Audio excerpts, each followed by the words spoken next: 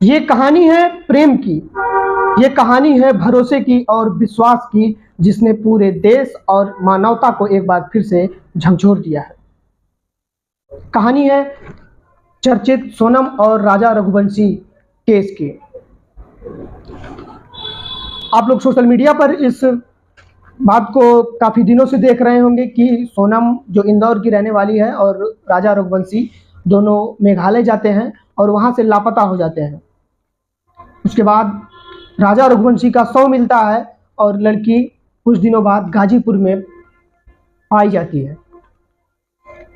कहानी शुरू कैसे हुई ये आपको मैं विस्तार से बताने जा रहा हूँ। इस कहानी में जो लड़की है उसका नाम है सोनम। सोनम और लड़का राजा रघुवंशी दोनों इंदौर के रहने वाले थे। तो इंदौर में रघुवंशी समाज में क्या है कि रामनवमी के दिन सभी समाज के लोग इकट्ठा होते हैं और उसमें जो रघुवंशी समाज है उसमें जो विवाह के योग्य लड़के और लड़कियां हो जाती हैं उनका एक बायोडाटा और एक पर्ची अपने समाज में भेज दिया जाता है, जिसके बाद ये शादी की जो अभी साइट्स वेबसाइट वगैरह एप्लीकेशन वगैरह हैं जैसे उस पर होता है मैट्रिमोनियल साइट वगैरह, उसी तरीके से लोग एक दूसरे को पसंद करके और बातचीत करके फिर शादी विवाह का प्रस्ताव रखते हैं। तो राजा रघुवंशी के भी परिवार ने अपनी पर्ची डाली हुई थी और सोनम का भी पर्ची आया हुआ था। तो दोनों परिवारों में बातचीत हुआ और शादी तय हो गई। ये अक्टूबर की बात थी, फिर शादी मई में तय हो गई। फरवरी में ही दोनों लड़के लड़की एक दूसरे को देखे, जाने समझे। फिर शादी का मुहूर्त जो है वो मई को हुआ, 11 मई को डेट निकला, फिर 11 मई को शादी हुई। सोनम जो थी वो इंदौर में ही थी। उसके पिता का प्लाई की फैक्ट्री थी, वो प्लाई के वो अच्छे व्यवसायी थे, प्लाई का काम करते थे।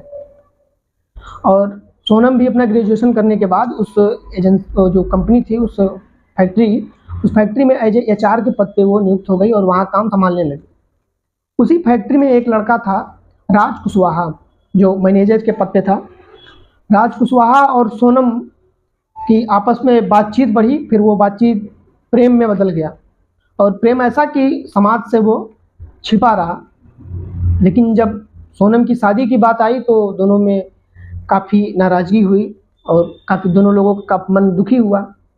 परिवार के और समाज के दबाव की वजह से सोनम ने अपने परिवार में इस बात को नहीं बता पाया कि वो राज कुशवाहा से प्रेम करती है। उसके बाद 11 मई को शादी हो जाती है। दोनों में तय होता है कि शादी हो जाने के बाद जिससे शादी होगी उसको कहीं ठिकाने लगा दिया जाए।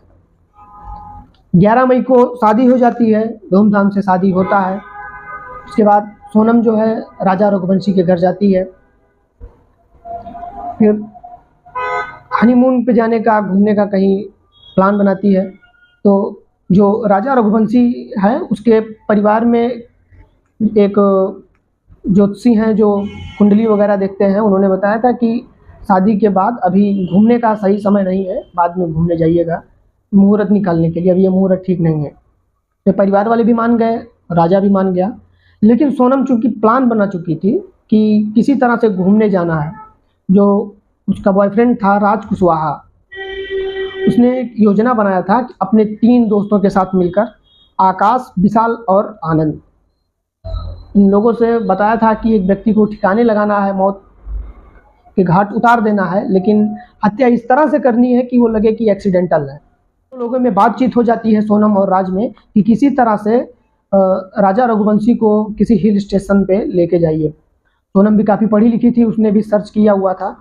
तो दोनों बात करते हैं और राजा जो था राजा रघुवंशी, उसका पति सोनम का, वो मना कर देता है कि नहीं अभी जाने लायक ठीक ठाक नहीं है।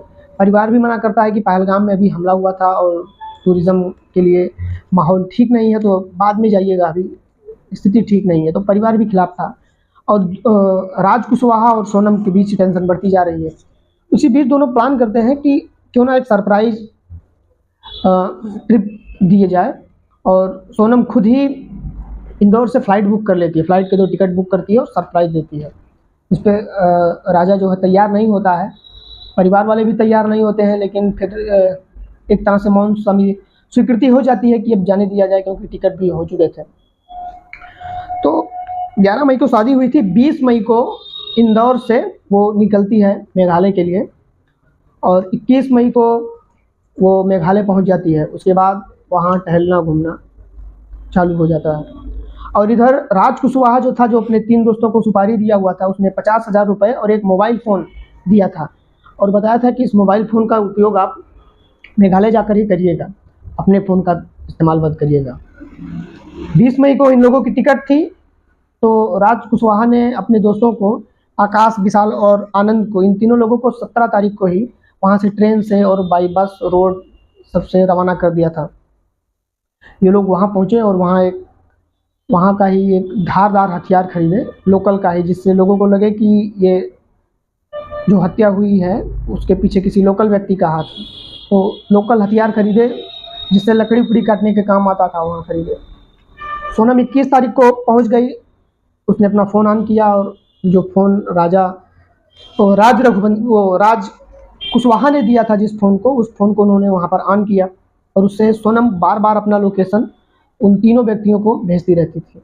2-3 दिन घूमने के बाद में 23 मई को एक ट्रैकिंग पे जाना था। तो राजा ने देखा कि ट्रैकिंग पे जाने के लिए लोग टूरिस्ट को एक गाइड हायर कर रहे हैं, तो उसने भी एक गाइड हायर कर लिया था। उसके साथ घूम रहे थे, काफ़ी चढ़ाई की, फिर लोग नीचे उतर रहे थे ट्रैकिंग के दौरान ही। तो उस दौरान राजा से 3 व्यक्ति टकराए। गाइड थोड़ा सा आगे चल रहा था उन लोगों से और वो देखा कि कोई 3 अनजान लोग हैं जो हिंदी में बात कर रहे थे और गाइड को इंग्लिश आती थी और मेघालय की वहाँ की लोकल लैंग्वेज आती थी, तो उसको हिंदी समझ में नहीं आ रहा था कि हिंदी में क्या बात कर रहे थे। और उधर सोनम सबसे पीछे, वो धीरे धीरे आ रही थी। दोनों लोग काफ़ी बातचीत किए, फिर चले गए। फिर लोग ऐसे स्थान पर टकराए कि जहाँ लोकल टूरिस्ट भी कम आते जाते हो, लोगों का आवागमन भी कम होता हो। और राजा भी देखता है कि ये तीनों लोग पहले मिल चुके हैं, तो कोई अचंभा वाली बात थी नहीं, कोई अनजान वाली बात नहीं थी, क्योंकि उनसे पहले भी वो मिल चुका था, बातचीत कर चुका था, तो कोई नई बात नहीं थी। तो उसको भी कोई असहजता नहीं महसूस हुई। फिर उन दोनों ने समय देखते ही, उन तीनों लोगों ने समय देखते ही तुरंत राजा पर वार किया और उस धारदार हथियार से, जिससे लकड़ी काटते थे, पीछे की तरफ मारा और ज़ोर से मारा। तो लगता था कि मतलब आधा से ज़्यादा घायल तो वो व्यक्ति हो गया था उसी समय ही। दूसरा वार उसने सर पे आगे से मारा, यहाँ आगे से, और ये पूरा फट चुका था। तो लगभग 90% काम हो चुका था उन लोगों का। फिर उन्होंने राजा को उठाया और नीचे खाई में फेंक दिया।